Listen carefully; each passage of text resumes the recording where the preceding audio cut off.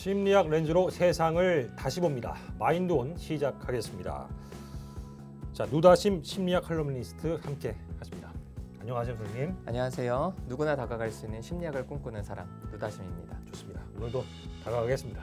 네, 다가보시죠. 자, 먼저 오늘 사연부터 한번 보겠습니다. 저는 개학을 앞두고 스트레스가 심한 고등학교 1학년 학생입니다.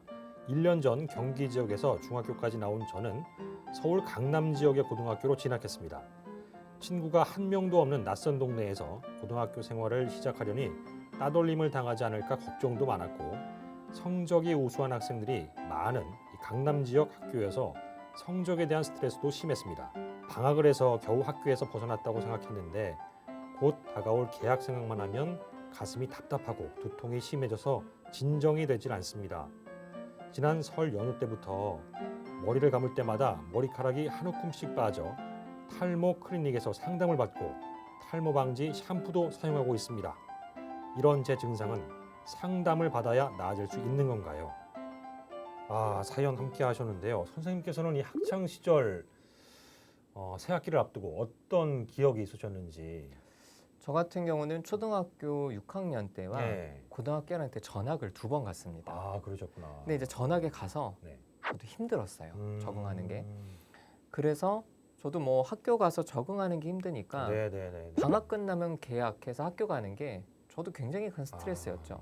그래서 제 인생에서 네. 절대로 돌아가고 싶지 않았던 시기가 이런 학창 시절입니다. 특별히 중고등학교 때. 그런 스트레스가 컸기 때문에. 네, 학교에 적응도 어렵고 친구를 사귀는 것도 어렵고. 근데 사실 생각해보면은 뭐 제가 왕따를 크게 당하거나 그런 것도 아니었는데 그냥 뭔가 사람들 계속 만나야 되고 좀 뭔가 이렇게 이 좁은 공간에 모여서 뭔가 같이 경쟁을 하고 이런 모든 것들이 너무 큰 스트레스여서 저도 지금 사연이 보내신 이분 마음이 너무 이해가 돼요. 공감이 되시는군요. 네네. 돌이켜보면 저도 새 학기는 물론 설렘도 있지만 부담이 컸었던 건 그렇죠? 맞아요. 네. 새 학기를 맞은 학생들 대부분 마음이 비슷비슷하겠죠. 그렇죠. 네. 이 새 학기는 물론 같은 학교에서 네. 한 학년이 올라가거나 혹은 또 뭐 1학기 끝나고 방학했다가 2학기 돼서 같은 아이들이 있기는 하지만 사실 조사를 해보면 10명 중에 8명 정도의 아이들은 이 새 학기에 대한 부담감으로 여러 가지 증상들이 있는 걸로 나타나고 있습니다. 이거를 새 학기 증후군이라고도 얘기를 하는데요.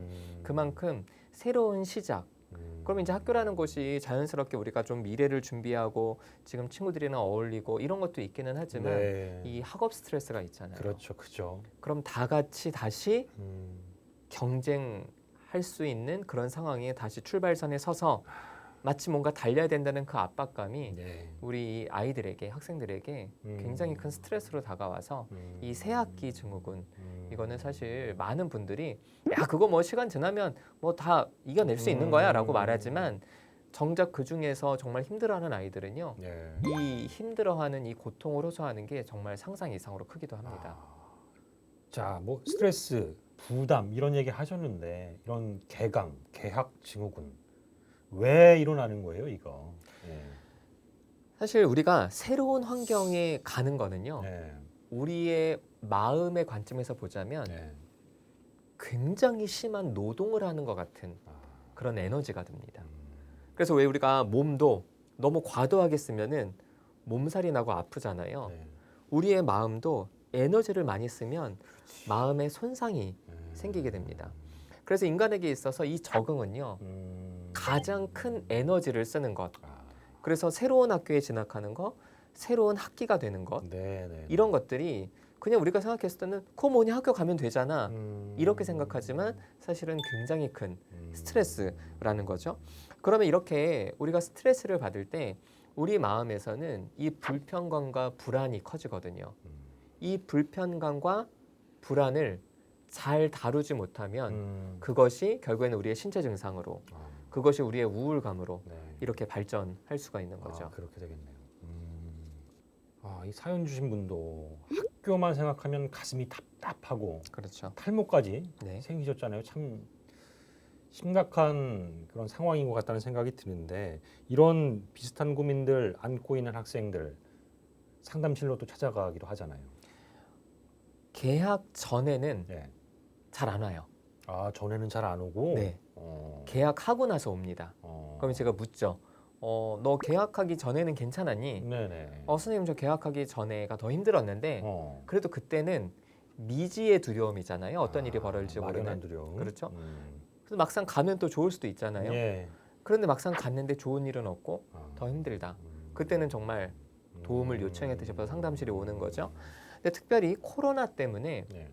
이 학교 적응을 힘들어하는 아이들이 훨씬 더 많아졌어요. 왜냐하면 비대면 수업이 꽤 많았잖아요. 맞아요. 그러니까 아이들이 사실은 모든 아이들이 똑같이 비대면 상황에서 집중하기가 어렵고 한데도 네네. 사람들은 나만 이렇게 못하는 거 아니야? 이런 두려움이 커지고 막상 또 학교 가서 보면은 다들 힘들어하는 것 같은데 예. 사람들이 힘들어하는 것을 적극적으로 드러내진 않잖아요. 그렇죠. 그러니까 내 힘든 거는 크게 느껴지고 다른 애들은 안 힘든 것처럼 느껴지는 너무 잘 거예요. 지내고 있는 잘 지내는 것처럼 것처럼 보이고. 사실 걔네들도 힘든데 그렇지. 속은. 그래서 이 코로나 이후에 학교 적응이 어렵다고 하는 친구들이 굉장히 많아졌습니다. 근데 이게 이제 새학기 증후군이랑 맞물려서 사실은 더 많아졌다고 할 수 있죠. 뭐 이렇게 얘기를 나누다 보면 나올 수밖에 없는 얘기가 우리 학생들, 우리 청소년들 행복 지수가 낮을 수밖에 없어요. 그렇죠. 상황이. 예. 사실은 우리나라는 이 OECD 국가에서 여러 가지로 예. 좀 극단을 달리고 있는데요. 많은 분들 아시는 게 OECD 자살률 1위 많이들 알고 계시죠? 네. 그런데 그것 못지않게 우리가 주목해야 될 게 예. 청소년 행복 지수가 있습니다. 이 청소년 행복 지수를 조사했더니 예. 2009년부터 2014년까지 예. 연속으로 최하위. 와. 그런데 이상하게 수년을 정말 그렇죠. 최하위를 달리고 있는 거군요. 한 번도 아니고 연속으로. 네. 그런데 2015년에 어찌된 일인지 좀 올라갔어요. 오. 밑에서 한 4계단 정도 올라갔어요. 오. 그래서 이거 좀 뭐 바뀌는 거 아니냐? 네네. 근데 2016년에 다시 최하위.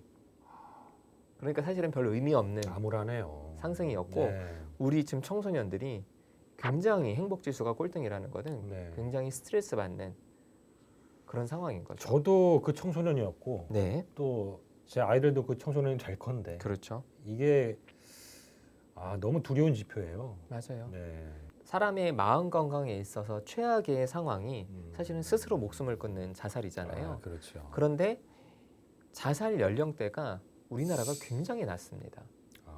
보통 서양 같은 경우에는 이게 청소년 이하로 잘 안 내려와요. 그래서 기본적으로 아이들은 이게 신의 선물이라 그래서 애들은 우울하지 않거든요. 그래서 아이들은 우울증에 걸리지 않는데 아이들은 자살하지 않는데 우리나라에서는 대략 한 20년 전부터 이 초등학교 고학년 아이들이 그렇게 스스로 좀 목숨을 끊는 일이 일어났을 정도로 이 우리 사회가 이 청소년들에게 굉장히 많은 주의와 관심을 기울여야 된다고 생각합니다. 그런 주의와 관심 물론 있지만 너무 더디네요. 그렇죠. 네. 맞습니다. 저는 여러 가지로 좀 이해가 안 되는 것 중에 하나가 네네. 뭐 저 때도 그랬고 우리 기자님 때도 옛날에는 사실은 대학 가기가 더 힘들었잖아요. 그렇죠. 힘들었죠. 근데 요즘에는 아이들이 줄어서 네네. 사실은 대학 자체를 가냐 안 가냐의 문제는 아닌데도 네네. 쉽게 말해서 대학 입시 경쟁률이 확 줄었는데도 그 입시 스트레스는 사실 그때나 지금이나 그럼요. 별로 다르지 않다는 네네. 거는 우리가 뭔가 이 삶의 방향성에 대해서 어른들부터 우리 아이들까지 좀 전체로 좀 재고를 해야 되지 않냐. 너무 아직까지 이 경쟁, 그 남들을 이기고 가야 된다는 네네. 이 생각들이 우리 아이들을 병들게 하는 건 참 되게 속상한 일인 것 같습니다. 맞습니다. 그러면 말씀하셨지만 그 불안을 컨트롤도 할 수 있어야 되는데 그렇죠. 그냥 방치하면 안 되니까 그렇죠. 어떻게 해야 돼요? 그 불안을 다루는 방법을 심리학에서는 방어 기제 이렇게 얘기합니다. 방어 기제 많이 들어봤어요. 많이 들어보셨죠? 네네. 이 방어 기제는 불안이 왔을 때 나를 어떻게 지키느냐 하는 거예요. 방어 기제 중에 가장 바람직한 방어 기제는 네. 승화입니다. 승화. 승화? 내 불안을 건강하고 바람직한 쪽으로 돌리는 거예요. 그래서 예를 들어서 네. 내가 불안해요. 근데 이 불안을 어떻게 처리하기가 어려워요. 그럴 때 제가 가장 사람들한테 추천하는 방법은 네. 운동해라. 뛰어라. 운동을 하면서 그 불안을, 긴장감을 건강으로, 운동으로 발산해라.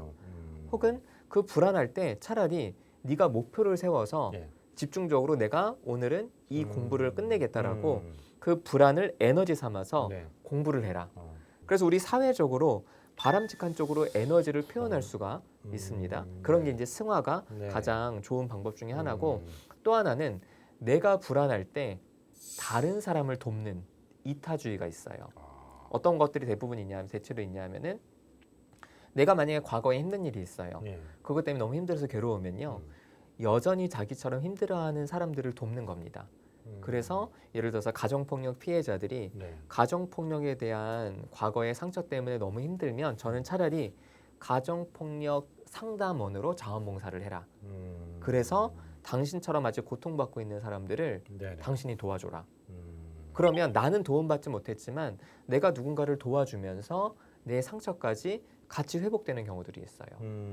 그리고 내가 힘들 때 나만큼 힘든 사람들을 위해서 내가 정보를 공유한다든지 네네. 이런 식으로 남을 도와주는 것도 사실은 굉장히 건강하게 우리의 불안을 해소하는 방법이 있죠. 계약이나 개강 증후군을 앓고 있는 학생들 같은 경우에는 이타주의를 어떻게 좀 실현할 수 있을까요? 저는 그럴 경우에는 네. 네가 그 불안을 네. 그냥 혼자만 끙끙 싸매지 말고 차라리 뭐 여러 사람들과 공유할 수 있는 그런 오픈 채팅방 같은 걸 만들어서 우리 좀 개강으로 불안한 사람들 모여볼까요? 힘을 합쳐봅시다. 그렇죠. 그럼 가서 그냥 같이 얘기하는 거예요. 아.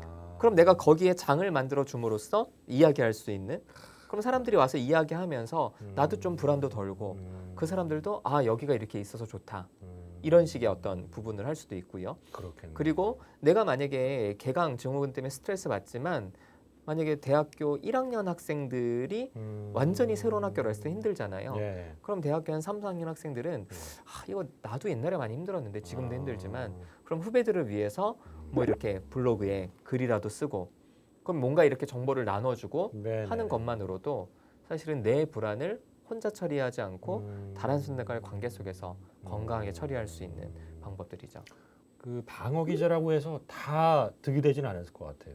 그렇죠. 좀 뭔가 그릇된 잘못된 부분도 있을 것 같은데. 가장 대표적으로 말씀드릴 수 있는 미성숙한 건강하지 못한 방어 기제가 네. 회피하는 겁니다. 아. 그래서 많은 사람들이 불안할 때 피해 버려요. 잠으로 피하든지 혹은 음주, 게임 이런 걸로 피해 버려서 그 불안을 쳐다보지도 않는 거죠. 아. 근데 문제는 잠깐은 피할 수 있지만 네네. 계약 날짜는 오거든요. 그렇죠. 그럼 결국에는 이 불안을 나중에 다시 마주해야 되는데 이렇게 피해버리면서 준비를 못하니까 오히려 나중엔 현실적인 문제까지 더 탈이 날 수. 더 탈이 날 수 있고요. 또 안 좋은 방법은 이 네. 불안을 자신이 갖고 있다가 괜히 누군가한테 화를 내는 식으로 이 불안을 잘못 표현하는 거. 그래서 분노, 짜증, 불만 이렇게 표현하면은 사실은 주변 사람들은 이 불안과 아무런 관련이 없는데 네네. 아니 학교 계약해서 스트레스 받는데 그거를 뭐 가족들한테 짜증낸다고 가족들이 해결할 수 있는 건 아니잖아요. 그렇죠? 학교 네. 관계자도 아니고 네네. 그러니까 가족들도 힘들고 가족들이 힘들면 또 이 사람 공격하고 그럼 학생도 힘들고 이게 악순환이 계속됩니다. 그래서 회피나 자신의 감정을 타인에게 던지는 투사라고 하는데요. 이런 회피나 투사는 건강하지 못한 방어 기제라고 할 수 있죠. 어차피 돌아올 거란 그렇죠. 말인 거죠. 맞습니다. 정신을 가다듬어야 되잖아요. 맞습니다. 어떤 식으로 좀 다스리는 게 현명할까요? 첫 번째로는 네. 인정해야 돼요. 인정하기. 학생들도 네. 아 내가 지금 이렇게 힘들구나. 음. 내가 이걸 힘들다고 인정하는 걸 어떤 사람들은 그거 내가 약하다는 증거잖아요. 어. 이렇게 받아들여요. 어. 그런데 오히려 그걸 인정할 수 있는 게 더 강한 사람입니다. 더 건강한 사람이고. 그렇죠. 그리고 두 번째로는요. 스트레스 상황, 불안 상황에 대처할 수 있는 건강한 방법을 만들자. 잠으로 회피를 하든지 그리고 먹는 걸로 회피를 하든지 이렇게 이제 회피를 하는데 사실은 자는 것과 먹는 거는요. 우리가 스트레스를 받는 상태에서는 절대로 하면 안 되는 것들입니다. 왜냐하면 우리가 스트레스 받는다는 거는 우리가 신체적으로 우리 앞에 맹수가 있는 것과 같은 상태예요. 스트레스를 받는 상황에서는 우리가 좀 긴장되고 내가 무섭고 이렇게 힘이 들어가 있는데 예. 지금 맹수가 내 앞에서 나를 잡아먹으려 하는데 내가 맹수 앞에서 밥을 먹으면 소화가 안 되잖아요. 내가 지금 긴장되는데 맹수 앞에서 억지로 잠을 자면 수면의 질이 떨어지거든요. 그래서 많은 사람들이 먹는 것과 그리고 자는 걸로 회피하는데 그거 절대 금지. 저는 금지시키고 아까 얘기했듯이 운동하거나 다른 사람들과 교류하면서 다른 사람들을 도와주거나 아니면 현실적으로 할 수 있다면 개학이나 개강 때 벌어질 수 있는 일에 대해서 같이 좀 준비를 해보자. 네. 이렇게 하나씩. 그런 과정들을 통해서 이 불안을 극복할 수 있도록 해줘야지 인정도 하지 않고 준비도 하지 않고 그냥 부모님은 혼내고 아이들도 도망가고 네네. 이러면 사실은 가장 좀 안 좋은 상황이 벌어질 수 있는 거죠. 네.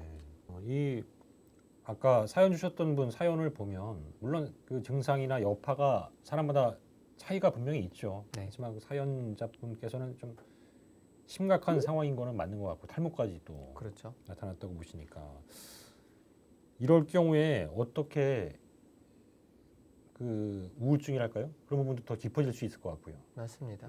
사실은 이게 그냥 머리카락 좀 몇 개 빠졌다 이 정도로 생각하시는 분들이 생각보다 많이 계세요. 그래서 이 탈모는 이게 사실은 우리가 의도적으로 벌어질 수 있는 일이 아니거든요. 네.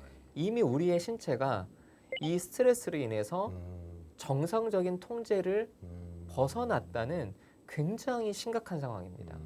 즉 만약에 이 학생의 부모님이 저한테 오신다면 저는 예. 부모님한테 굉장히 심각한 상황이다.